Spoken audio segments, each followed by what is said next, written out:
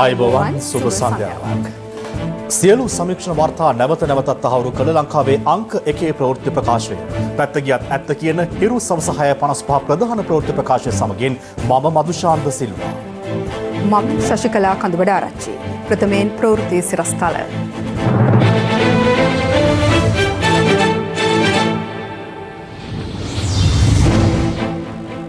අද තවත් කොවිඩ් මරණ 3ක්. දෙවන රැල්ලේ කොවිඩ් මරණ 31ක් දක්වා ඉහළට. කොවිඩ් ආසාදිතයින් නිවසේදීම මිය යන්නේ ඇයි? නිවෙස්වල මිය යන්නේ නොසැලකිලිකම එක හේතුවක් හින්දා. බස්නාහිර පළාතෙන් සෙසු ප්‍රදේශවලට සංචරණය වළක්වන්නයි ජනපතිගෙන් නිලධාරීන්ට උපදෙස්. දියවන්නා අධිආරක්ෂක කලාපයේ ආරක්ෂක බෝට්ටුවක ඔරුවක් ගැටි අයෙක් අතුරුදන්. අගමැති මුහුදු මහා විහාරයේ නිරීක්ෂණයක පොදුබිම බේරා ගැනීම සඳහා හිරු CIA කළ මෙහෙවරට ප්‍රසාදය. මුල ඉඳන් මේ දක්වාම හිරු මාධ්‍ය ජාලයයි මේ සටනේදී සිටි. ඒ නිසා අපි ජාතියේ ප්‍රණාමය හිරු මාධ්‍ය ජාලයට පුද කරනවා. මහේලගේ පුහුණුවෙන් මුම්බායි පිළ IPL කිරුළ දිනයි. තවත් COVID-19 ආසාදිතයින් 309 දෙනෙකු අද දිනේ වාර්තා වීමත් සමග මෙරට සමස්ත COVID ආසාදිතයින් සංඛ්‍යාව 15024ක් දක්වා ඉහළ ගියා. කොවිඩ් මරණ 3ක්ද අද වාර්තා වූ අතර ඒ අනුව මේ වන විට වාර්තා වන කොවිඩ් මරණ සංඛ්‍යාව 44ක්. මේ අතර ආසාදිතයින් 646 දෙනෙකු සුවය ලබා පිටව යාමත් සමග පූර්ණ සුවය ලැබූ කොවිඩ් රෝගීන් සංඛ්‍යාවද අද දසදහසේ සීමාව ඉක්මවා ගියා. දවසේ පුවත. මෙලෙස මියගොස් ඇති එක් පුද්ගලයෙකු පානදුර ප්‍රදේශයේ පදිංචිව සිටි අවුරුදු 80ක පිරිමි පුද්ගලයෙක් වන අතර ඔහු පොලිස් රෝහලට ඇතුළත් කරන විටත් මියගොස් සිට ඇති බවයි රජයේ ප්‍රවෘත්ති දෙපාර්තමේන්තුව සඳහන් කළේ. මේ අතර කොළඹ 11 ප්‍රදේශයේ පදිංචි අවුරුදු 40ක තවත් පිරිමි පුද්ගලයෙකු කොළඹ ජාතික රෝහලට ඇතුළත් කිරීමේදී ජීවිතක්ෂයට පත්ව තිබෙනවා. කැලණිය ප්‍රදේශයේ පදිංචිව සිටි අවුරුදු 45ක තවත් පිරිමි පුද්ගලයෙකු කොවිඩ් ආසාදිතව හම්බන්තොට දිස්ත්‍රික් රෝහලේදී අද ජීවිතක්ෂයට පත් වුණු බව රජයේ ප්‍රවෘත්ති දෙපාර්තමේන්තුව නිකුත් කළ නිවේදනයේ සඳහන්. අදාළ පුද්ගලයන් තිදෙනාම ජීවිතක්ෂයට පත්ව තිබෙන්නේ හෘදයාබාධ හේතුවෙන්. මේ අතර ඊයේ වාර්තා වූ ආසාදිතයින් අතරින් වැඩිම පිරිස කොළඹ දිස්ත්‍රික්කයෙන් වන අතර එම සංඛ්‍යාව 251ක්. ඔවුන් අතරින් 55 දෙනෙකු කොල්ලුපිටිය ප්‍රදේශයෙන් වාර්තා වීම විශේෂත්වයක්. ගම්පහ දිස්ත්‍රික්කයෙන් වාර්තා වූ ආසාදිතයින් සංඛ්‍යාව කැපී පෙනෙන ලෙස අඩු වී ඇති අතර එම සංඛ්‍යාව 18ක්. පෙරේදා එම දිස්ත්‍රික්කයෙන් වාර්තා වූ ආසාදිතයින් දැක්වුණේ 99ක් ලෙසයි. කළුතරින් ආසාදිතයින් 16 දෙනෙකුද වාර්තා වුණා. මේ අතර පොලිස් නිලධාරීන් 91 දෙනෙකුද ඊයේ වාර්තා වූ ආසාදිතයින් අතර වනවා. ඔවුන් අතර නිරෝධායනය වෙමින් සිටින කොටුව පොලිසියේ පිරිසක්ද වන අතර ඒ අනුව කොටුව පොලිසියේ ආසාදිත නිලධාරීන් සංඛ්‍යාව 82 දක්වා ඉහළ ගොස් තිබෙනවා.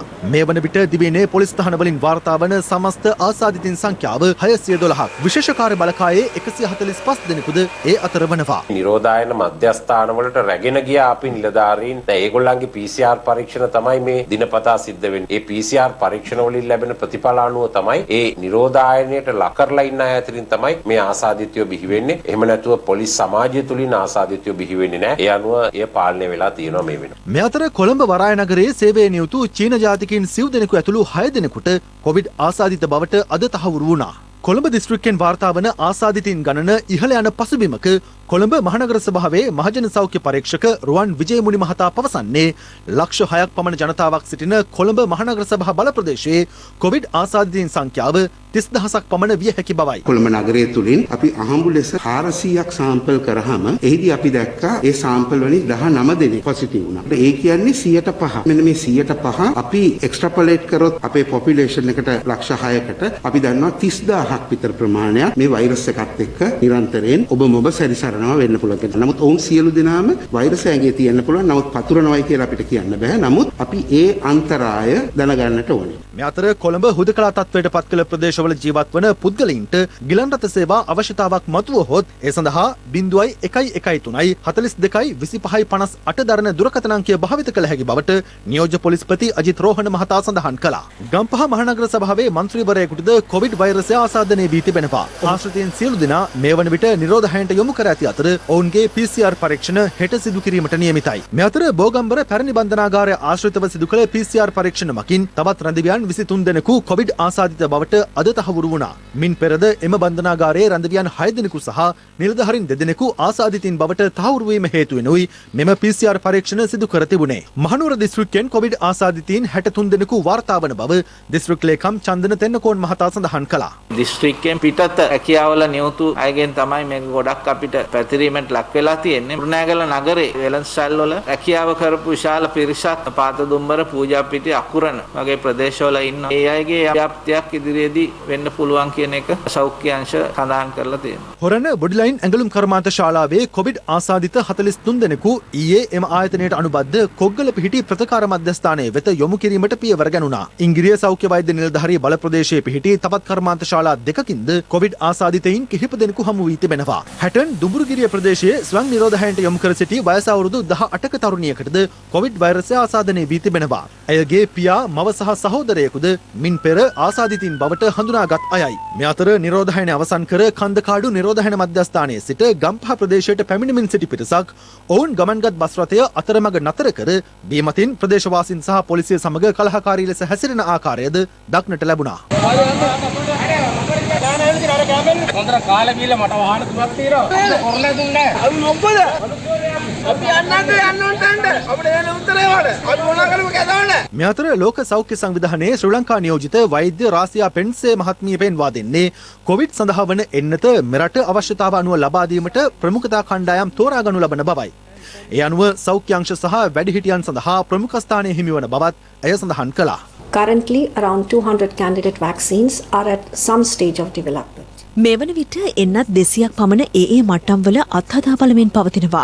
ඉන් 10ක් තුන්වන අධීරයේ අත්හදා බැලීම් වලයි පවතින්නේ. මේවා සම්බන්ධ දත්ත ගැන නියාමන අධිකාරිය සිදු කරන ඇගයීම් වලින් පසු නිෂ්පාදන අනුමැතිය ලබා දීමයි සිදු කෙරෙන්නේ. ඉන් සමහරක් 2021 මුල් භාගයේ සිට ලංකාවට බෙදා හැරීමට හැකිවන බවට අප විශ්වාස කරනවා. මේ එන්නත් ක්‍රමවේදය ආරම්භ වෙන්න මාස කිහිපයක් ගත වේවි. ඒ නිසා වෛරසයෙන් ප්‍රවේශම් වීමටත් එය පැතිරීම වැළැක්වීමටත් සියලු දෙනා තවදුරටත් කැපවිය යුතුයි. And together we can get ahead of the COVID-19 virus. COVID-19 ආසාදිතයන් නිවාස තුළ මරණයට පත්වීමේ සිද්ධීන් කිහිපයක්ම මේ දිනවල වාර්තා වුණා. ඔවුන් කොවිඩ් ආසාදිත බව හඳුනාගෙන ඇත්තේ පශ්චාත් මරණ පරීක්ෂණවලදී වීම විශේෂත්වයක්. එලෙස රෝගය හඳුනා ගැනීමට පෙරම ඔවුන් මරණයට පත්වන්නේ ඇයි? මේ ඒ පිළිබඳව කළ සොයා බැලීමක්. මෙරට COVID-19 ආසාදිතයෙකු මරණයට පත්වීමේ පළමු පුවත වාර්තා වුණේ මාර්තු 28 වෙනිදායි. එතෙන් පටන් ඔක්තෝබර් 4 වෙනිදා COVID-19 දෙවන රැල්ලක ආරම්භය වන තෙක්ම මෙරට COVID ආසාදිත මරණ සංඛ්‍යාව දැක්වුණේ 13ක් ලෙසයි. COVID-19 දෙවනි රැල්ලේ පළමු මරණය පසුගිය ඔක්තෝබර් 22 වෙනිදා වාර්තා වූ අතර අද වන විට මෙරට COVID මරණ සංඛ්‍යාව 44 දක්වා ඉහළ ගොස් තිබෙනවා. ඒ අතුරින් මරණ 18ක්ම වාර්තා වූයේ ගත වූ සතියක කාලය තුලයි. දිනක වැඩිම මරණ සංඛ්‍යාව 5ක් ලෙස පසුගිය 5 වෙනිදා සහ ඊයේ වාර්තා වූ අතර පසුගිය 7 වෙනිදා COVID මරණ 4ක් වාර්තා වුණා. මෙරට සිදු වූ වයස්ගතම COVID මරණය අවුරුදු 88ක කාන්තාවක්. මියගිය ලාබාලතුමියා ලෙස වාර්තා වූයේ අවුරුදු 23ක තරුණයෙක්. ඔක්තෝබර් මාසයේ මුල වන විට අපේ රටේ සෑම කොවිඩ් රෝගීන් 10000කට 38 දෙනෙක් මිය යන අනුපාතයක් තමයි තිබුණේ. මේ වන විට මරණ අනුපාතය 10000කට 28 දෙනෙක් මිය යනවා. මිය යන බහුතරය වැඩිහිටි වයසේ පසුවන නිදන්ගත රෝග තියෙන අය. එහෙම නැතුව COVID-19 රෝගේ නියුමෝනියාව සෑදී තරුණ වයසේ මරණ ඉතාමත්ම කලාතුරකින් තමයි අපි ලංකාවේ අත්දකින්නේ. කෙසේ වෙතත් මෙරට COVID මරණ ආසාදිත බව හඳුනා ගැනීමටත් පෙර සිදුවන්නේ ඇයි? නිවෙස්වල මේ යනවා කියන කාරණයට විවිධ වූ හේතු බලපාන්න පුළුවන්. තවමත් අපේ රටේ පරීක්ෂකයන් ඒ පිළිබඳව විද්‍යාත්මක අධ්‍යයනයක් කරලා වාර්තාවක් නිකුත් කරලා නැහැ. එය ඉදිරියේදී එළි දැක්වෙන තුරු අපි මතක තියාගන්න ඕනේ. නිවෙස්වල මේ යන්නේ නොසලකලිකමත් එක හේතුවක් හින්දා. ඔබ ගෙදරින් එළියට ගියාම කොවිඩ් අරගෙන ගෙදර එනවා නම් ඔබ අනාරක්ෂිතව බාහිර පරිසරයේ හැසිරෙනවා නම් ඔබ නිවසේ ඉන්න ඔබේ අම්මට තාත්තට ආච්චිට සියට කොවිඩ් දුන්නා වෙන්න පුළුවන්. තරුණ සහ මැදි වයසේ කිහිප දෙනෙකුද කොවිඩ් ආසාදිත මරණ ලයිස්තුවට අයත් වුවත් ඔවුන්ට පවා වෙනත් සංකුලතා පැවති බව හඳුනාගත්තා.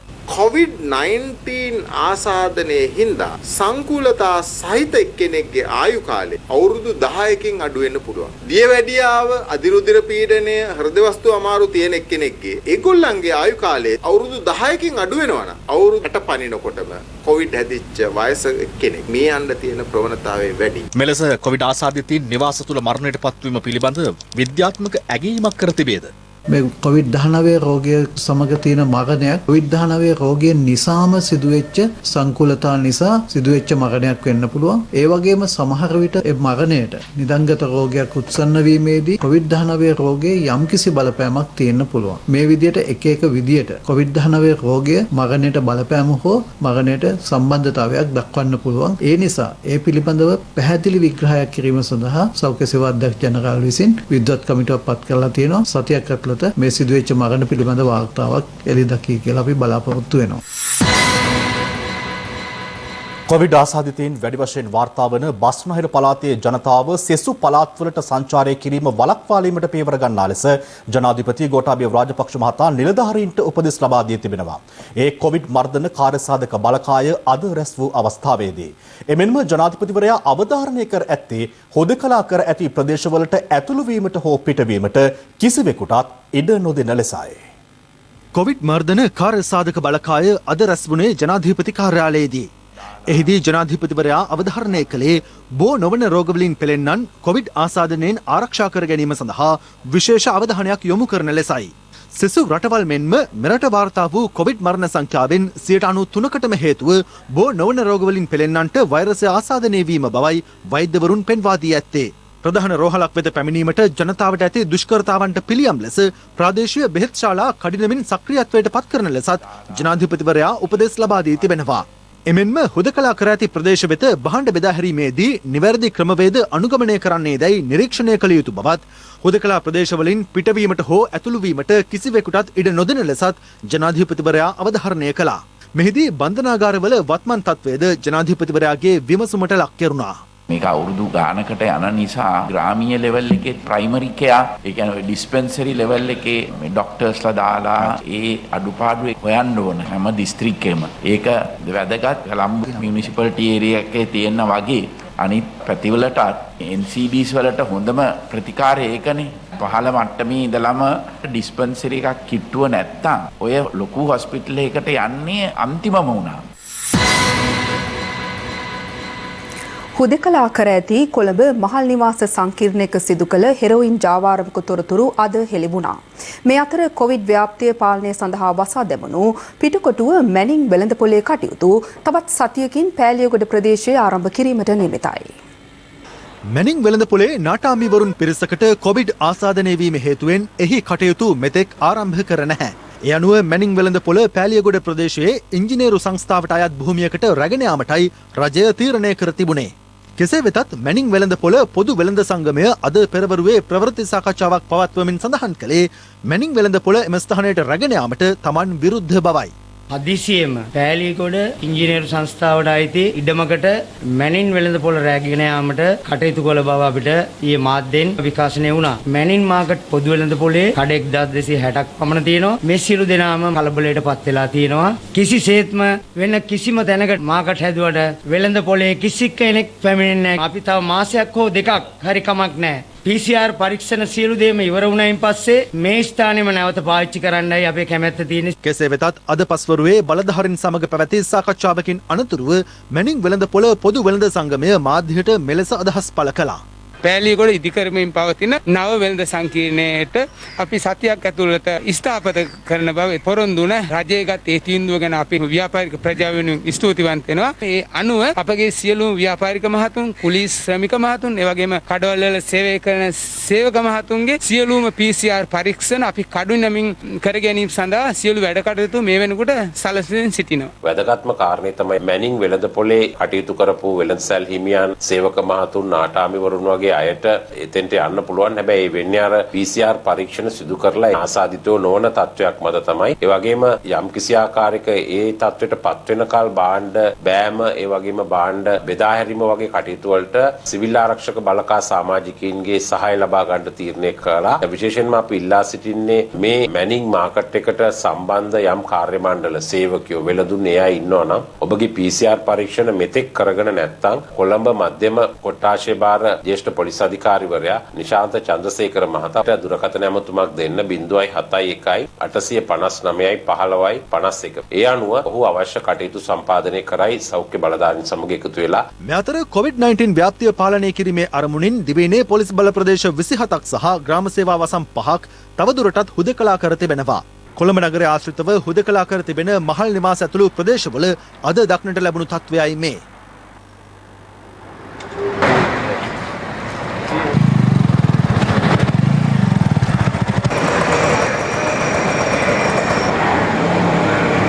මේ අතර හුදකලා කර ඇති මෝදර මෙත්සඳ සෙවන නිවාස සංකීර්ණයේ පොලිස් මුරපොලේ නිලධාරීන්ට ලද තොරතුරකට අනුව එම නිවාස සංකීර්ණයේ නිවසක කළ සෝදිසි මෙහෙයුමකදී හෙරොයින් ග්‍රෑම් 15ක් සමග සැකකරුවෙකු අත්අඩංගුවට ගෙන තිබෙනවා. එළවලු රැගෙන එන මුවාවෙන් අදාළ හෙරොයින් රැගෙන විත් ඇති බවටයි තොරතුරු අනාවරණ කරගෙන ඇත්තේ. සැකකරු සන්තකයේ තිබී රුපියල් 31,000ක මුදල් සහ ජංගම දුරකථනයක්ද පොලිස් භාරයට ගෙන තිබෙනවා. කොච්චර කන්දර කරනවද? මාසෙ 30. කොහෙද වඩුවෙන්නේ? අද එළියෙන් ගෙනා එක. කොහෙද එළිය? මොකද? මොකද ගෙනත් දුන්නේ? ඊටික එළවලුටික අරන් පාරෙන් ගෙනා. මෙරට කොවිඩ් ආසාදිත මරණ සංඛ්‍යාවද දිනෙන් දින ඉහළ යන පසුබිමක වුවත් දැඩි අවදානම් ප්‍රදේශවල පවා ජනතාව සෞඛ්‍ය උපදෙස් නොතකමින් කටයුතු කරන අයුරු දක්නට ලැබුණා.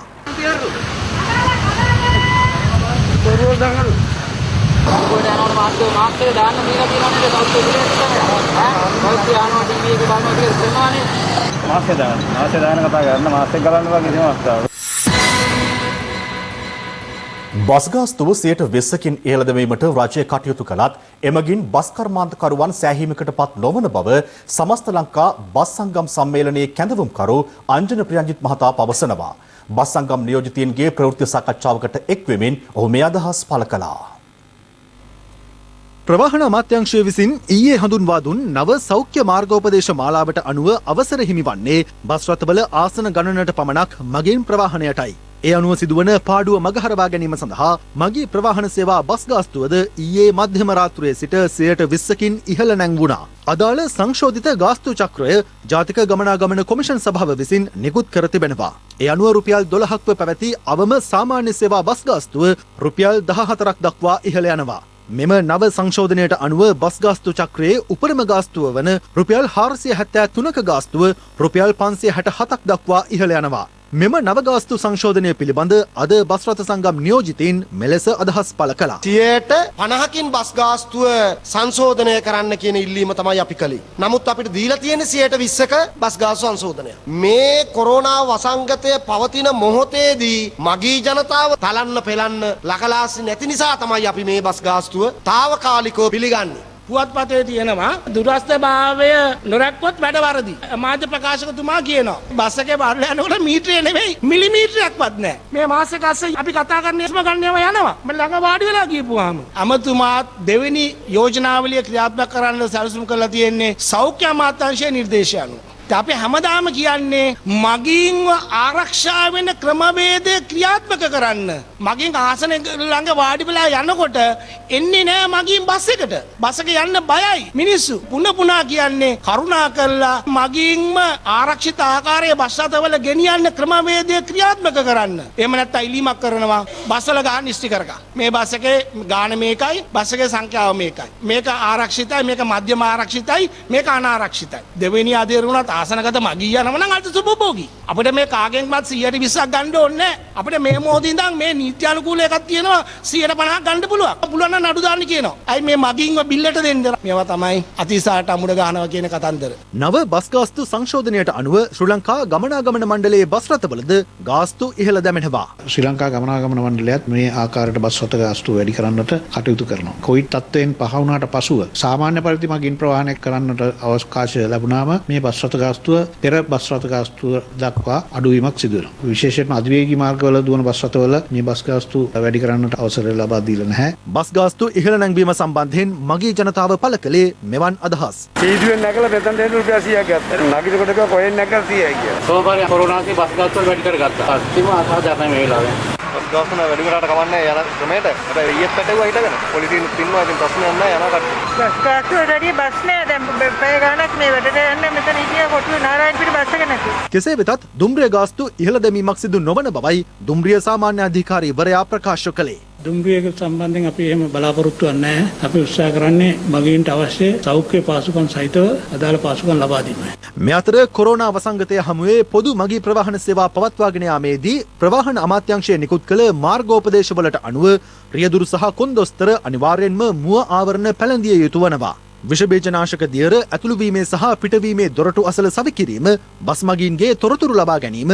යාචකින් සහ ජංගම වෙළඳුන් බස් රථ තුළට ඇතුළුවීම වැළැක්වීම ආදී කරුණු රැසක්ද අදාළ මාර්ගෝපදේශ මාලාවට ඇතුළත්. කොවිඩ් මාර්ගෝපදේශ මාලාව අනුව බස් ගාස්තු ඉහළ නැංවීමට ලබා දුන් අවසරය ඊයේ මධ්‍යම රාත්‍රියේ සිටම ක්‍රියාත්මක වුවද පොදු ජනතාවගේ සෞඛ්‍ය ආරක්ෂාව වෙනුවෙන් මාර්ගෝපදේශ ක්‍රියාත්මක කිරීමට නම් බස් රථ සේවකින් උනන්දුවක් දක්වා තිබුණේ නැහැ. දොරවල් දෙකේ අත්හොදන දියර තිබුණාද? කුත් නෑ පිටිපස්සේ දොර වහලා ඉස්සරහ දොරෙන් ගන්නවා. අත්හොදන දියර හයි කරාද? නෑ ඒක නෑ සබන් තියෙනවා. සබන් තියනවද? දැන් සබන් ගාලා දෙන්න ඕනේ ඇතුළට. ඇතුළේ එහෙම නෑ. ආ මේ අතර අද රාත්‍රී 10 සිට ඉරිදා දක්වා බස්නාහිර පළාත් සීමාවට ඇතුළු වීමට දුම්රිය වලට අවසර ලබා දී ඇතත් බස්නාහිර පළාත් සීමාවෙන් පිටවීමට අවසර හිමි නොවන බව දුම්රිය දෙපාර්තමේන්තුව නිවේදනය කරනවා.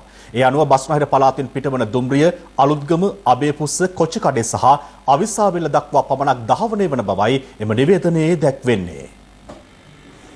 කොවිඩ් ආසාදිතව මේ යන පුද්ගලයන්ගේ මරණ සම්බන්ධයෙන් අවසන් කටයුතු සිදු කළ යුත්තේ එක් එක් පාර්ශවවල අවශ්‍යතාවට නොව සෞඛ්‍ය අංශවල උපදෙස් මත පමණක් බව අස්කිරි පාර්ශවයේ නියෝජ්‍ය ලේකකාධිකාරී පූජ්‍ය නාරම්පනාවේ ආනන්ද හිමියන් අවධාරණය කරනවා. ඊට අමතරව තවත් භික්ෂූන් වහන්සේ කීප නමක්ද මේ සම්බන්ධයෙන් අදහස් පළ කළා.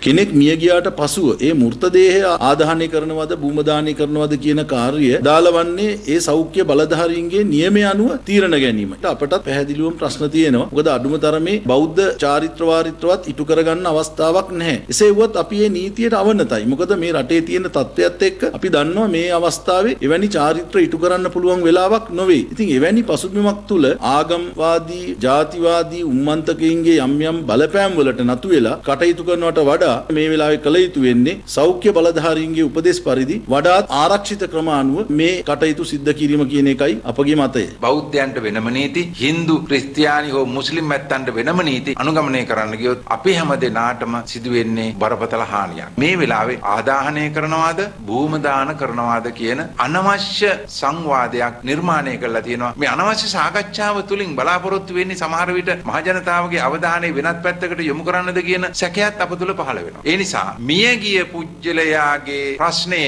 නෙවෙයි අපට තියෙන්නේ ජීවත් වෙලා ඉන්න මිනිසුන්ගේ ප්‍රශ්නේ. සෞඛ්‍ය මාධ්‍ය ප්‍රකාශකවරයා කියනවා භූමි දානය කිරීම සඳහා අවසර ලබා දීමක් සිදු කර නැත කියලා. හැබැයි සිලෝන් තව්හීද් ජමාත් සංවිධානයේ ලිපියක් මගින් ස්තුති කරනවා භූමි දාන කිරීමට අවසර ලබා දීම සම්බන්ධයෙන්. මේක අත්සන් කරලා තියෙන්නේ අබ්දුල් රාසික් කියන මිනිස්සයා. අබ්දුල් රාසික්ලා කරපු කියපු දේවල් පිළිබඳව ඕනාටත් වඩා පැමිණිලි දාලා තිබෙනවා. මේ මිනිසුන්ට පරීක්ෂණ කටයුතු කරලා අත්අඩංගුවට ගන්න ඕන මිනිස්සු අද එලිපිටට ඇවිල්ලා මාධ්‍ය නිවේදනය කරනවා. මේ මුස්ලිම් දේහයන් පුච්චනවද වලලනවද කියන මේ කාරණාවේදී මුස්ලිම් ජනතාව වෙනුවෙන් විශාල ජයග්‍රහණයක් ලබා දීමට අපි කටයුතු කරා කියලා ඒ විදිහට ලකුණු දා ගැනීමේ උත්සාහයක තමයි මේ CTJ කියන මේ අන්තවාදී ත්‍රස්තවාදී සංවිධානය කටයුතු කරන්නේ. එක රටක් එක නීතියක් කියලා කියනකොට එහෙමයි. හැබැයි කරනකොට එක රටක් නීති ගොඩක් කියලා තමයි අපිට දැන් පැහැදිලි වෙන්නේ. ඓතිහාසික දීඝවාපී චෛත්‍යයේ ප්‍රතිසංස්කරණ කටයුතු අග්‍රාමාත්‍ය මහින්ද රාජපක්ෂ මහතාගේ ප්‍රධානත්වයෙන් අද ආරම්භ වුණා. වසර දෙකක් තුළ මෙම වැඩ කටයුතු සම්පූර්ණ කිරීමට නියමිතයි. අද පෙරවරුවේ දීඝවාපී පුදබිමට පැමිණි අග්‍රාමාත්‍යවරයා ආගමික වතාවත් වල නිරත වීමෙන් පසු පිරිත් සජ්ජායනා මැද්දේ චෛත්‍ය රාජානන් වහන්සේ ප්‍රතිසංස්කරණය කිරීමේ සමාරම්භය මෙලෙස සනිටුහන් කළා.